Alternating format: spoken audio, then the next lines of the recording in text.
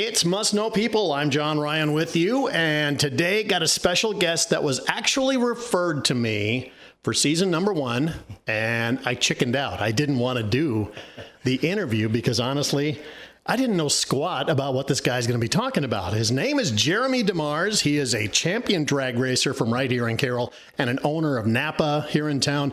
Jeremy, thanks for doing this. I was intimidated to come interview you today. No, absolutely. I appreciate the opportunity here. I was nervous, I guess, because I didn't know much about drag racing. Sure. And I thought, this is the world that not a lot of people do know about. So Right. It's weird that two people from Carroll are champion drag racers. Right. Yeah. I mean, my dad, he essentially started, racing when he was real young, I mean, 16, 17, obviously doing it probably not so much legally on the streets, and kind of grew up to be, a great mentor for me and taught me pretty much everything I know to this day, so it's a lot to learn and a lot to step into, but it's been really good for us. Did you know anybody else that was into it, the level that you guys were? I mean, over the years, traveling and going to different venues, you start acquiring friends and building relationships and stuff. So, I mean, there's a lot of people you learn and meet, and you try to, obviously, like I said, my dad is still my number one mentor in all of it. But So was that the reason you got into it, just to spend time with your dad? essentially, yeah. I mean, I did the sports deal for, when I was in middle school and stuff, and ended up pretty much quitting all of that and focusing, on the racing side of stuff. And when I was 9 years old, my dad got a junior dragster for us. My brother and I, we both shared it, and which was a lot of fun, traveling with my parents and a family sport, right? And got to spend a lot of time with each other, and that's where it all pretty much started. And through high school, I played golf, and I still to this day enjoy golfing a lot with family, friends, and et cetera. Even when we're on the road racing, it's a good time. So Yeah. How much time does it take a week, this sport, this hobby? it's nonstop. I mean, by the time, servicing rigs and, even the race cars, sometimes we joke, it's like that's the least amount of maintenance we have to worry about. It's everything else, from motor homes and trailers and all the stuff to get ready and prepared to go it's a lot of work. It's got to be. This is not something you go into lightly. I mean, it's an investment. Right. I mean, it's and it doesn't happen overnight either. I've been doing this for 27 years, and each year you try to better yourself, better the program, upgrade where you can affordably. I mean, obviously everything's very expensive, and fortunate to have even some local sponsors that help out, throughout the year, and which means a lot to us, that these people, these business owners, they're supporting what we're doing, right? So it's great for my dad and I, and obviously to represent those businesses of Carroll. So That's interesting, because this would be a whole lot easier if you lived somewhere else, wouldn't it? Well, I mean, the thing that's tough for us is just the traveling side. I mean, our closest racetrack that we actually, I would say, score points on or actually compete at that level would be probably Chicago. So, 6-hour tow. But we travel all the way, to Pomona, California, which is, 26 hours. So it's definitely a lot of time on the road. No kidding. That's a lot of family time in those early days. So what was it? What hooked your dad on racing? I mean, he was always kind of into the motorsports side of stuff and engines. And his grandfather actually was the one that kind of was into the motors, the motor side of stuff. And he learned a lot from him and through the years and went to a trade school for engine machining and engine building. And he moved to Carroll in 75 and worked for the Wilkins family here at the Napa store. And him and his partner at the time, Dale Quant, ended up, buying the business and taking it over from there. And he essentially grew an empire. We build engines for people all over the country, and it's, obviously friends, family, and the racing community, it looks huge as a whole, but it's just a big family out there. So 75 is way pre-Jeremy, right? yeah, for sure. So what's your earliest memory of first of all, the store? Let's talk about that. Yeah. I started coming out here, tinkering around, in very early ages, and, I would say I started tearing motors apart when I was 8, 9 years old, and kind of with the racing side, I started when I was 9 and just kind of invested at that point on, just kept growing and learning. And what can a 9-year-old do in the racing business? Yeah. And actually they changed that now. So you can start racing a junior dragster at 6 years old. Wow. So it's, they're starting them young, but it's a whole different deal. You go talk to these kids at the racetrack. It feels like you're talking to a 16-year-old. They're just very knowledgeable and they understand the risk factor of that. And they're just like adults, at a very young age, learning to do the sport. So seriously, what can a 9-year-old do though? What were you doing? Like I said, I was the boys even that currently work here. They were helping me and educating me on things, and more or less just tearing stuff apart, cleaning parts, and nothing too techy, as you will, but obviously the older I got, and with great, like I said, mentors from my dad and Troy and Trevor Klein that have been a part of the family for forever, and it's been a great deal for us. So that all started. You're building engines for people all over the country. What were you doing that was so right about that you were in that kind of demand? Well, a lot of that too is, like my dad, he had a lot of success racing, being out there. And that's the big part of our business too, is, you're at the track supporting your customers. If they need help or guidance, you're out there to help them as well. So that's where a lot of the client base comes from too, is being there to support them, and if they have a question or concern, you're at the track ready to race right next side of them, so. Racing's got to take a lot of time away from the store too, doesn't it? It does for sure. And like I said, the fact that we have great employees that help take care of that while we're gone. And like I said, they've been here longer than I have essentially, so, the fact that they get it, they know it takes a lot of time and effort, and they race too. So they understand the being away and taking care of stuff while we're gone. So it helps out a lot. What's your typical day like here at the store? Because I'm sure you can't just work on your race car all day, even though you want to. Right. For the most part, it's all customer-based stuff. We do have times if we're pinched on, we got a race coming up and we got to have this, XYZ done, before we leave, that, even the guys in the shop will help, get everything put together and everything loaded up and ready for us to go. But the day to day, it just changes. That's the thing I like about, this the most is, one day you might be working on a big block Chevy and the next day you might be working on a straight 6. It just depends on what the customer drags in the door. Both of those went right over my head as far as the terminology goes. So what do you like most? Do you like working on engines or do you like the racing part? I would definitely probably say that's a tough one. Probably the racing side of it. Obviously, the success comes with what's in the frame rails, with the motor itself too, being reliable, being, competitive where it's not broke down, right?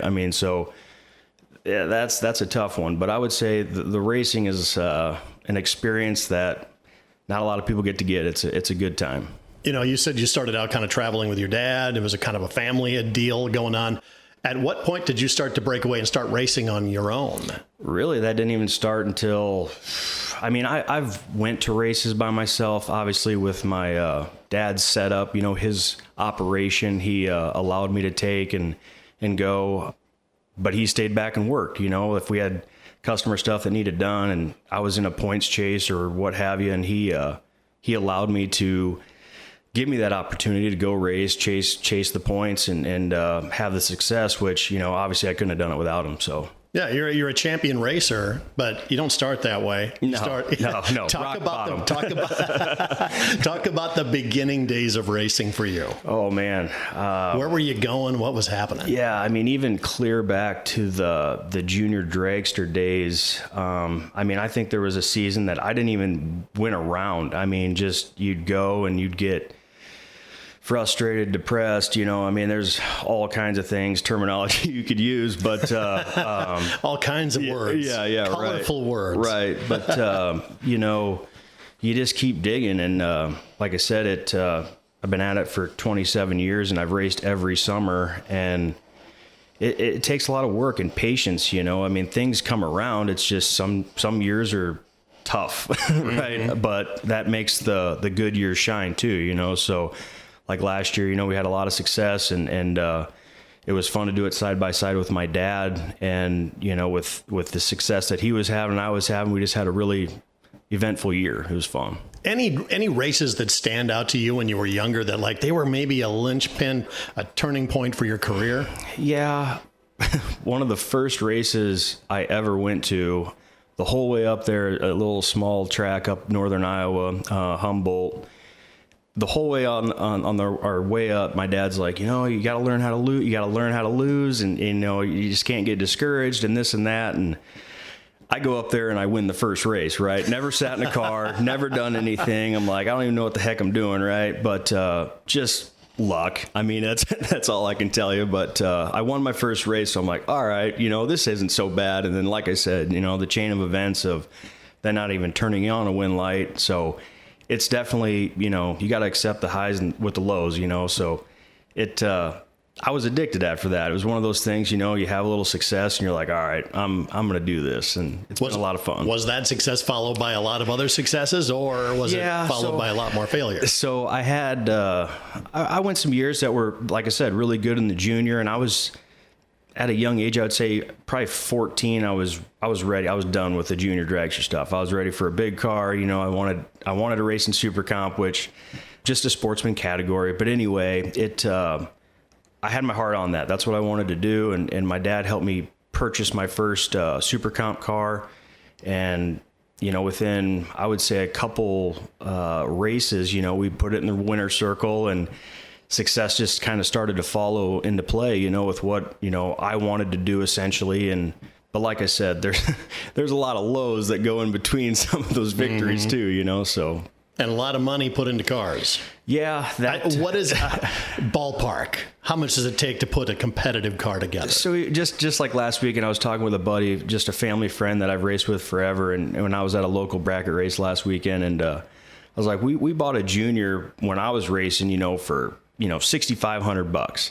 And this kid that was over there, this little kid, his dad purchased one. It was $40,000. So things have definitely changed. I'm thinking, holy moly, like there's just no way, right? But yeah, I mean, a big car, I mean, it just depends on what level you want to race. I mean, there's guys that are spending $250,000 on a car, and there's guys that 100,000, probably cover it. Yep. So I talked to Rusty Tigas. Sure. I said, Rusty, I need some information on Jeremy, man, if I'm going to do this interview. Hopefully good. Yeah, absolutely. Rusty said, it's a pretty minimal operation when you go to a race. It's you, maybe somebody else, but that's it. Right. A lot of times. Right. I mean, even like last weekend, I towed over there by myself and had a buddy that was, willing to help me if I needed it, basically more or less just loading, unloading cars. But as far as the tuning goes and all of that nature, I pretty much just handle that on my own, but that was all through the grapevines of learning and failure too, of what to do and what not to do. So how about the guys that you're racing against? Is it more camaraderie, or is there rivalry going on there? For the most part, I mean, like I said, it's a big family, but there are some certain individuals that you when you line up, you want to make stuff happen. So try not to tip your hand too bad. But yeah, I mean, for the most part, it's a really good family sport. I mean, all around. I mean, good people. When it's all said and done, I mean, everybody's grilling out and camping. Essentially, it's a good time, and like I said, a lot of support out there. So it costs a lot of money, I'm sure, to keep the cars racing and things like that. What's prize money? What's that like in your world of drag racing? And that's changed a lot over the years. A lot of the sanctioning stuff that we go to, that's pretty much fixed. I mean, you pretty much average a win of anywhere from $5,000 to $10,000, somewhere in there. But like last weekend, I went to that bracket race, and they had Saturday was $21,000 to win, and Sunday was $21,000 to win. So there's different races you can go to and different purses that are available. It's just kind of what niche you want to go after. So. And you're looking at that going, that's mine? Or is it, what's your mindset going into a race weekend? You try to stay humble. I mean, there's so many good, competitive racers out there that it's hard to say, yeah, I'm going to go win this deal. I mean, obviously in the back of your head, you always think that, but hindsight, I mean, there's 300 plus racers that are trying to achieve the same goal that you are. You just try to be the best that you can and try not to get too discouraged when you're going up to the starting line. Yeah, we talked a little bit before the podcast, and you said, yeah, I mean, you could work your whole week trying to get your car ready and stuff, and you get one shot. Right. So, I mean... So explain how all that works. So they call it basically like time runs or time trials, however you want to kind of word it, qualifying as you will, but most races they might give you two hits at the track, so kind of get you set up for the starting line, like seeing the tree and what the conditions are of the track, and it just depends on the day. I mean, if there's heavy winds out there, crosswind, tailwind, I mean, all that plays a factor too in what your car is running. And essentially it's just, to try to get yourself in that rhythm, right? I mean, because most of them races take 7-8 rounds to win. So you got to be perfect 7-8 times to be the top dog, so. Is it all weekend long? Is it a day? Is it that? So there again, it just depends on the race, most of our stuff, I mean, they drag it out anymore, but I mean, typically we'll be on the road Wednesday and get to the track, get everything set up. They'll give us a couple qualifiers, and then we'll have one round on Friday and 2 rounds on Saturday. I mean, so it's spread out, right? So to be on your game and ready to go, I mean, there's a lot of time in between rounds to stay focused. So I'm assuming with your success that people know when you're showing up to a race, don't they?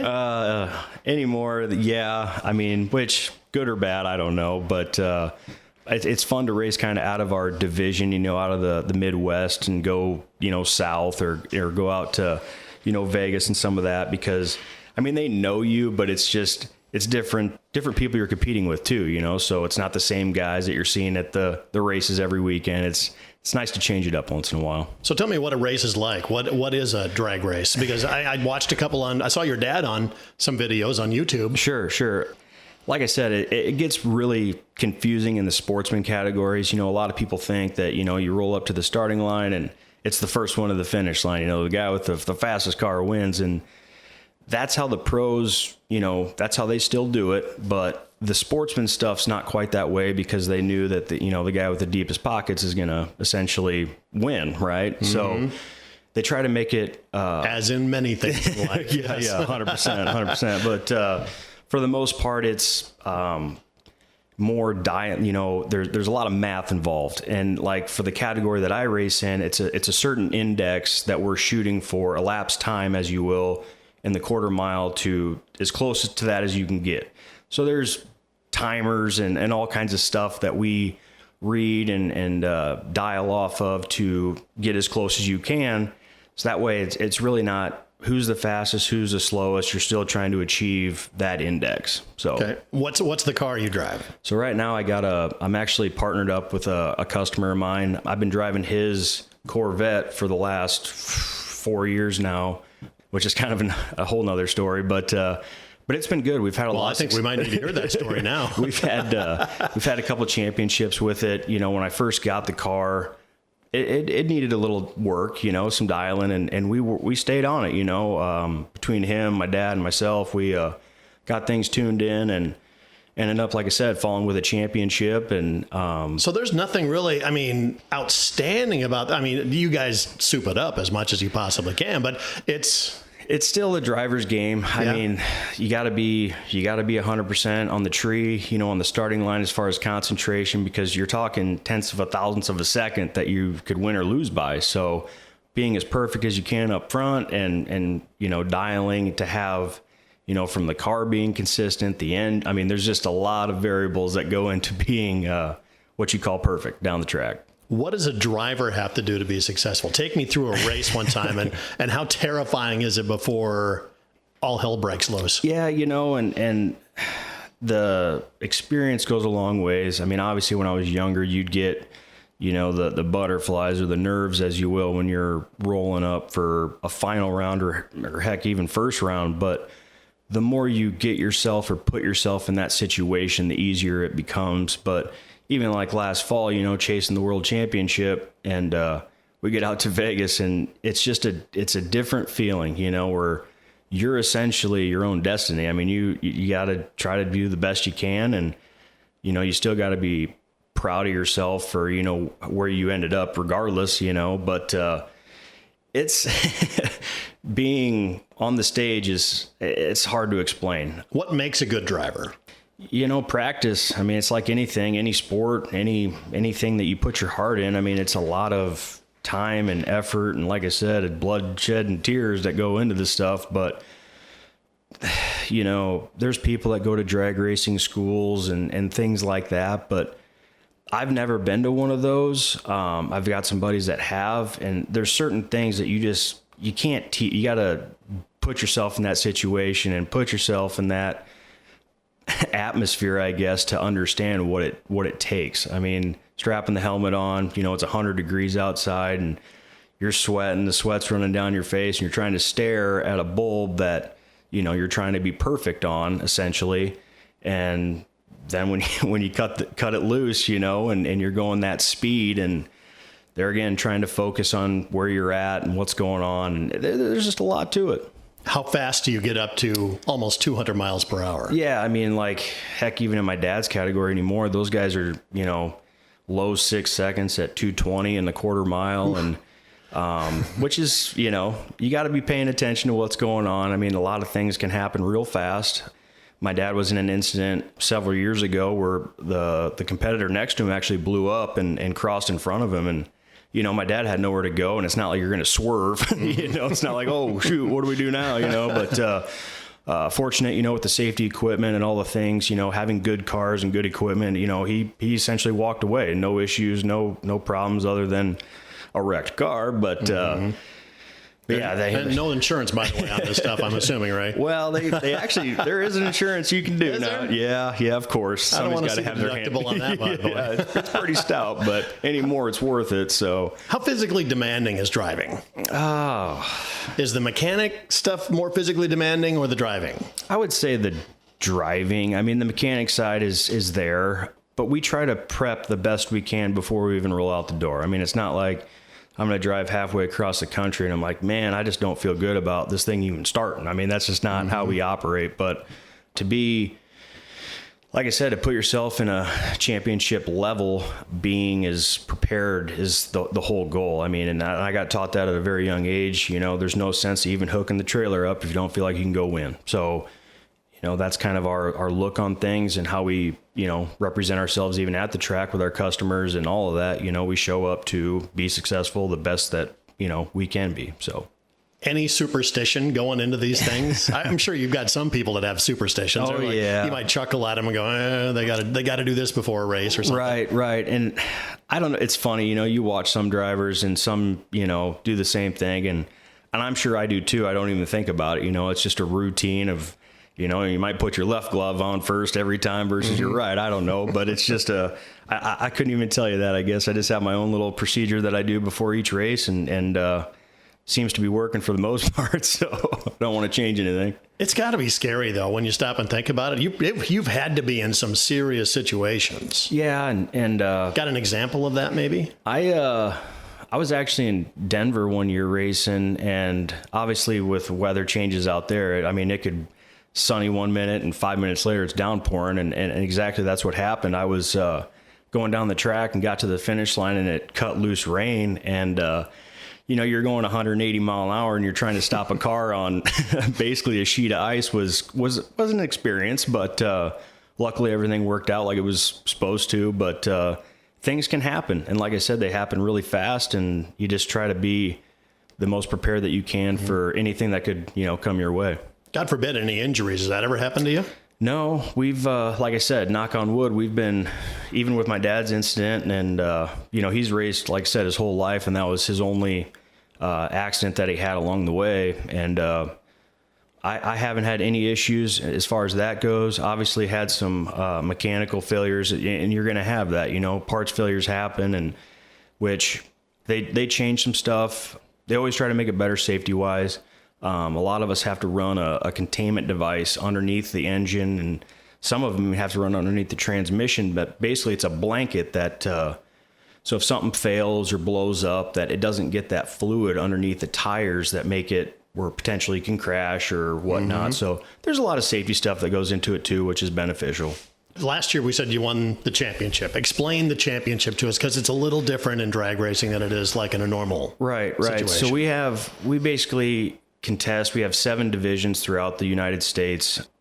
The Midwest basically is Division 5, and they kind of spread it out where that way you don't have to travel as far if you just want to race your division stuff, as you will. But you basically race 8 races. They take your best 5, is kind of how your scorecard works. But if you're racing on the national level, you can pick 6 national events you can go to, and they take your best 3. So overall, a national championship, you have 8 races that they look at points wise, and that's kind of how you're ranked. So last year I won the division championship by quite a few points, and that's kind of where it put me like, well, I could do a few of these nationals and kind of see where it shakes out. And I went to Dallas and ended up winning the division race down there, and which put me tied for the lead in the world. So then we're starting to think, okay, now where are we gonna go? But my dad actually, he's like, well, we just got to go to Vegas. So we threw my car in his rig, and he hauled me out there, and we had a really good time. My brother ended up flying in, and we got to, the boys got to hang out and have a little fun in Vegas, and we ended up finishing 4th overall in the world. So it was a good tail end to it. So could you imagine when you started racing junior drag racing that you'd reach this kind of height? It's always a goal. Even at a young age, I wanted to be a world champion. That's still the goal. I finished when I was running a different class. I finished top 10 in the world 3 times in that. Until I switched categories, I was 2-time division champion.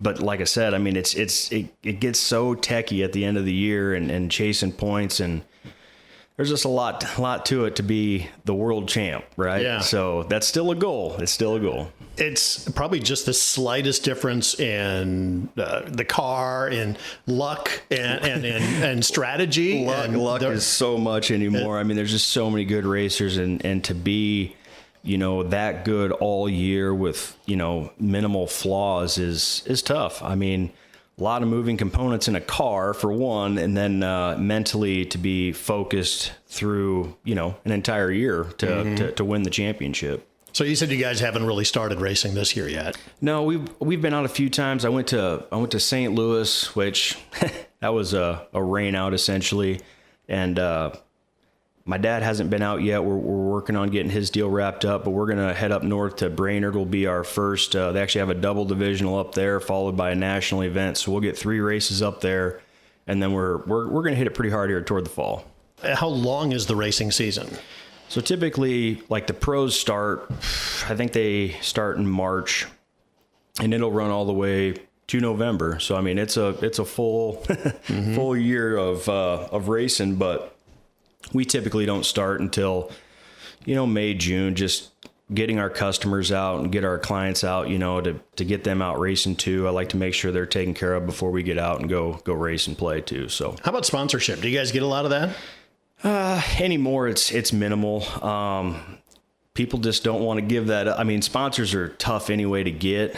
I got a few that, like I said, I got a few local ones that have always been really good. And, I got one corporate one that I've been dealing with for the last 4 years. It's a trailer company out of Florida, Bright Trailers, and even Mickey Thompson Tires. They help us with tires and stuff throughout the year. And it's kind of nice with this business too. I got some great relationships with even fuel, racing fuels. So Fuel Factory helps us out, and it's every little bit helps. I mean, it's just one of those sports that, if you can get $10, you feel like you won something, so it's good. Would you ever drop the store to go racing full time? No. Is that a possibility? I mean, I don't think I'd ever do that. Just, I have a lot of love into this place, and obviously my dad, he built all this up, and I want to, try to move that to the next chapter too, of what we can grow with it. And he says he's retired, but he still comes in and does his deal too. So it's nice to have him around every day and kind of help us with, he's got that experience, so we could always use a little of that. So around the Thanksgiving table, you guys talking racing all the time? Pretty much. Yeah. My mom kind of gets sick of that once in a while, I think, but the family gets it.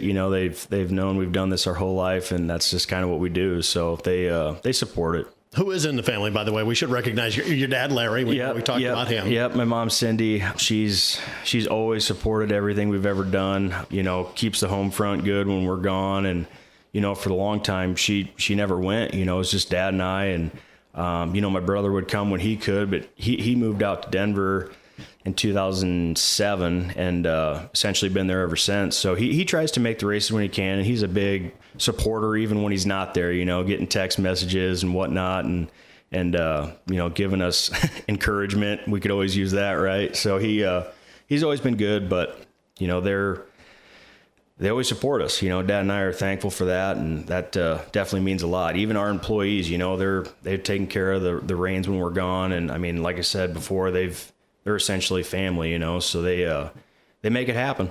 Talk about Carol a little bit. How does that work into the equation? I mean, you said you don't want to leave Carol or anything like that. So what does Carol mean to you? I'm born and raised here. It's, it's a great community, and, even being on the Carroll Fire Department with great guys out there, and, they give me some crap once in a while, obviously, with me being gone a lot, but they still support, they understand and respect what I do. And when I am around, I try to help out the best I can. But like I said, I mean, just trying to give back where I can to the community with being on there. And it's great. I love even the small town stuff, the business, if you have any questions or concerns, you got a buddy you can call that's typically in that industry or market or whatever that can guide you in the right direction without being scammed. Right. So it's kind of nice. And, you just can't get that anywhere else.